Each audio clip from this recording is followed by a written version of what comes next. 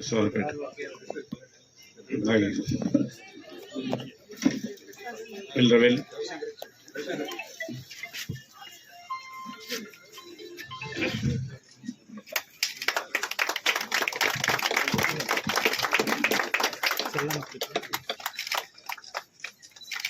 Arasavalli trust board member Govind గారు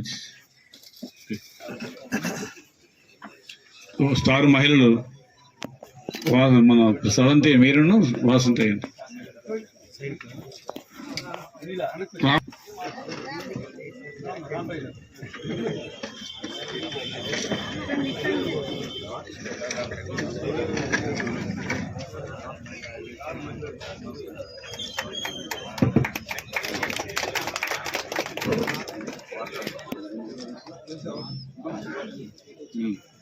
పవనపుత్ర అలా రవి గారి సైడ్ కొత్తగా రండి మీరు లాగండి అన్నిటికీ గమనం వేగంగా అలాగే ఫోటో కనిపించి చూడు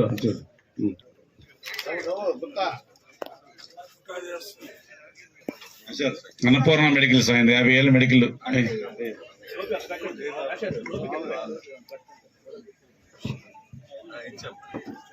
రిటైర్డ్ హెచ్ఎం గారు సామాజిక సేవకుడు దానాన్ని కూడా గుప్తదానంలో బయట పెట్టుకోడు మహానుభావుడు. ఆయనకు ఒకసారి ఇచ్చిన పెద్దలు ఇందిరాప్రసాద్ గారు, జోగినాయుడు గారు, హెజ్రా గారు, ఈశ్వరరావు గారు, శ్రీమతి లక్ష్మి గారు, సుందర్రావు గారు, వాసంతి, సీజు, అనేక మంది పెద్దలంతా వచ్చారు. డిఫరెంట్ ఆర్గనైజేషన్ నడుపుతున్నటువంటి వారంతా ఇక్కడ మార్నింగ్ ఎక్సర్సైజ్ చేసుకోవడానికి వచ్చినటువంటి వారు. మీ అందరికీ నమస్కారం. ఎన్నికలు వచ్చాయి. 5 సంవత్సరాలకి ప్రజాస్వామ్యంలో మనం వివరించమని, ప్రతినిధిగా పంపించమని అభ్యర్థించడానికి ఇక్కడికి రావడం జరిగింది. ఈ సందర్భంగా ముందు మాట్లాడినటువంటి స్నేహితులు, మిత్రులు ఎనలేని ప్రేమ, అభిమానం, నాకు సంబంధించిన విషయాల్ని మీరు ప్రస్తావన చేశారు.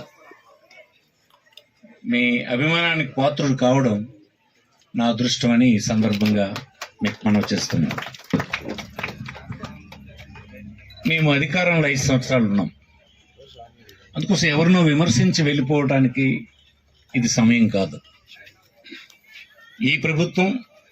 ఈ ప్రభుత్వంలో ప్రతినిధిగా ఏం చేశామన్నటువంటి విషయాన్ని మళ్ళీ ఎన్నికలకు వచ్చినప్పుడు చెప్పాల్సినటువంటి అవసరం ఉంది. అదే నా బాధ్యత కింద కూడా నేను భావిస్తున్నాను. రాష్ట్రంలో ప్రచారం జరుగుతున్నట్టుగా, ప్రచారం ఎలాంటిది జరుగుతుంది? గడిచిన ప్రభుత్వం అభివృద్ధికి పెద్ద పీట వేసిందని, అసలు ఈ ప్రభుత్వానికి అభివృద్ధి పట్ల అవగాహన లేదని, చేయలేదని నమ్మించే ప్రయత్నం ఈ రాష్ట్రంలో ఉండేటువంటి ప్రతిపక్షాలు పద్ధతి ప్రకారం ప్రచారం చేశాయి. వివిధ రాష్ట్రాల్లో జరుగుతున్నటువంటి అభివృద్ధికి సూచీలైనటువంటి వాటిని మీరు పరిశీలించమని కోరుతున్నాను. భారత ప్రభుత్వం అనౌన్స్ చేస్తుంది. ఆ రాష్ట్రంలో ఉండేటువంటి జిఎస్డిపి కానీ, ఒక రాష్ట్రానికి సంబంధించినటువంటి అభివృద్ధి ముఖ్యంగా దేని మీద చూస్తామంటే ఆ జిఎస్డిపి మీద చూస్తాం. ఎవ్రీ ఇయర్ కేంద్ర ప్రభుత్వాన్ని, రాష్ట్ర ప్రభుత్వాలవి దేశంలో ఉండేటువంటి గణాంకాల శాఖ ప్రకటిస్తూ ఉంది. ఒకసారి మీకు చూడమంటున్నాను. అది సంవత్సరాల కాలంలో మన దగ్గర ఉన్నటువంటి జిఎస్డిపిలో టీడీపీ ప్రభుత్వం 5 సంవత్సరాల కాలం దేశంలో 22వ స్థానంలో ఉండేది. ఈనాడు మేము సాధించినటువంటి 5 సంవత్సరాల ప్రగతి మీరు చూస్తే దేశంలో ఆంధ్రప్రదేశ్ 5వ స్థానంకి వచ్చిందని మీకు ఈ సందర్భం మనం చేస్తాం. ఇది రాష్ట్ర ప్రభుత్వం చేసినటువంటి లెక్కలు కావు. భారత ప్రభుత్వం ప్రతి సంవత్సరం చేస్తుంటుంది. చాలా నిష్పాక్షికంగా చేస్తారు. వాళ్ళు అటానమస్ స్టేటస్ కలిగినటువంటి సంస్థలన్నీ కలిపి ఈ ర్యాంకింగ్ ఇస్తారు. ఎక్కడ 22, ఎక్కడ 5వ స్థానం. నేను అందుకే చంద్రబాబు గారిని అంటాను, కేవలం అసత్యాలతో మీరు బ్రతికేస్తున్నారు తప్ప ఫ్యాక్ట్స్ మీద ఎప్పుడు నిలబడలేకపోతుంది. అక్కడ ఎప్పుడు బైక్ పట్టుకుంటే అబద్ధాలు చెప్తాడు. ఎందుకు ఇలా ఉందో చెప్పగలవా నువ్వు? నువ్వేమైనా మాకు గొప్ప బంగారుపల్లిలో పెట్టి రాష్ట్రం మాకు ఇచ్చావా? లేదు. నువ్వు పెద్ద ముఖ్యమంత్రి, పెద్ద సీనియర్ అని చెప్తావు, ఏం అటెంప్ట్ చేస్తావు? పైగా నీకు శ్రీకాకుళం జిల్లా ఎంత ఉండాలి నీకు ప్రిఫరెన్స్లో? 100% సీట్లు గెలిపించినటువంటి సందర్భాలు ఉన్నాయి మీ పార్టీకి. 90% గెలిపించిన సందర్భాలు ఉన్నాయి. 83 నుంచి తీసుకుంటే పెద్ద ఎత్తున టీడీపీని సమర్థించినటువంటి జిల్లా. ఏమి నువ్వు చేసావు చెప్పు? ఇన్నిసార్లు చూసావు. ఫస్ట్ అతను ఎలక్ట్ అయినంటే చూశాడు, ఒకసారి చీఫ్ మినిస్టర్గా అపోజిషన్ లీడర్గా వచ్చాడు, ఆ ప్రాంతానికి వెళ్ళాడు, చూశాడు, రీసెర్చ్ రిపోర్ట్స్ అన్ని చూశాడు. దీనికి ఇది కాదు, సర్ఫేస్ వాటర్ తీసుకెళ్లడం ఒక్కటే మార్గం అని సైంటిస్టులు ఇస్తే, ఆ సర్ఫేస్ వాటర్కి హీరమండలం దగ్గర ఉండేటువంటి బ్యారేజ్ నుంచి, మన రిజర్వాయర్ నుంచి 800 కోట్లు ఇచ్చి, ఈ ప్రభుత్వ కాలంలోనే ఫౌండేషన్ స్టోన్ వేసి, ఈ ప్రభుత్వ కాలంలో పనులు పూర్తి చేసి, ఈ ప్రభుత్వ కాలంలో స్విచ్ ఆన్ చేసి 6 మండలాలకి ప్రతి కుటుంబానికి నీరింది ఇచ్చే పని చేసింది. ఇది ఈ చిన్న విషయం అని అంటారా మీరు? బాధ్యత లేని ప్రభుత్వాలు అయితే ఇలా చేస్తాయా? బాధ్యత ఉన్నాడని అనుకుంటున్నాడు, ఏం చేశాడో చెప్పమానండి. ఇతను 5 సంవత్సరాలు ఉన్నాడు, అతను 14 సంవత్సరాలు ఏం చేశాడో చెప్పమానండి.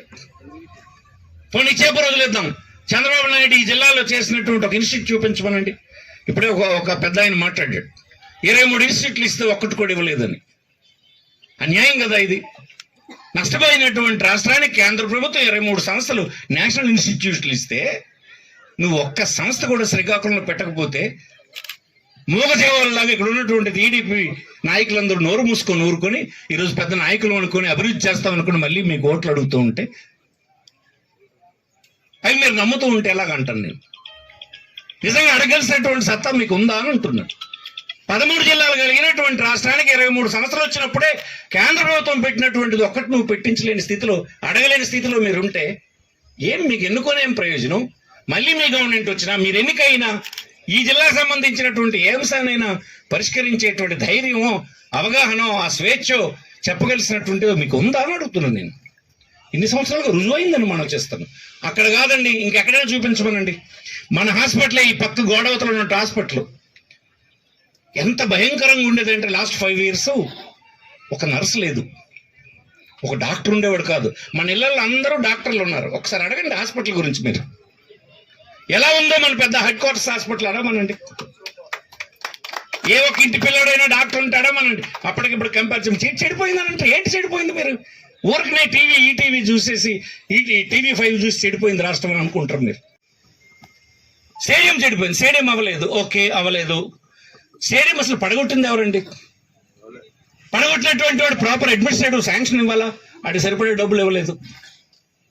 తీరా నేను వచ్చినప్పటికల్లా మేము ఎన్నికలు ప్రామిస్ చేస్తాం పెద్ద ఎత్తున, ఆ ప్రామిసెస్ ఏవి వెనక్కి వెళ్ళకూడదు, క్రెడిబిలిటీ అంశం వస్తుందని చెప్పి చేసుకుంటూ వెళ్ళాం. ఫైనల్గా ఈ స్టేడియం పూర్తి చేయాలంటే 12 crores కావాలంటే ముఖ్యమంత్రి గారు ఇక్కడికి వచ్చినప్పుడు మీ అందరి ఎదురుగానే ఆయనకి మా అందరి తాలుగా కోరిక ఇదని చెప్పి ఆయనకి నచ్చ చెప్పాను. 12 కోట్లు ఇవ్వడం జరిగింది. అప్పటికే అది ఇంకొక గవర్నమెంట్ ఆఫ్ ఇండియాకి ఏజెన్సీకి అది టెండర్ ఇచ్చినారు కనుక అది క్యాన్సిల్ చేయడానికి లీగల్ బ్యాటిల్ జరిగింది. అది చాలా టైం తీసుకుంది. తర్వాత టెండర్ పిలిచాం. ఇవాళ స్టేడియం ఇప్పుడు కంప్లీట్ కాకపోవచ్చు, కంప్లీట్ అవడానికి ధర్మాన ప్రసాదరావు కారణం కాడా అని అంటున్నాను నేను. రేపు మీరు కంప్లీట్ అయినప్పుడు ఎవరి వల్ల అయిందన్నా మీరు చెప్తారు. ఇవాళ ఓటేయడానికి వాళ్ళు ఉపయోగించుకోవచ్చు, అయిపోలేదు కదని. నువ్వే కదా బాధ్యుడు. పడగొట్టింది ఎవరు? దాని మీద సమిట్ పెట్టి కూలగొట్టింది ఎవరు? ఏమి నువ్వు అడ్మినిస్ట్రేటివ్ శాంక్షన్ ఇవ్వలేదు.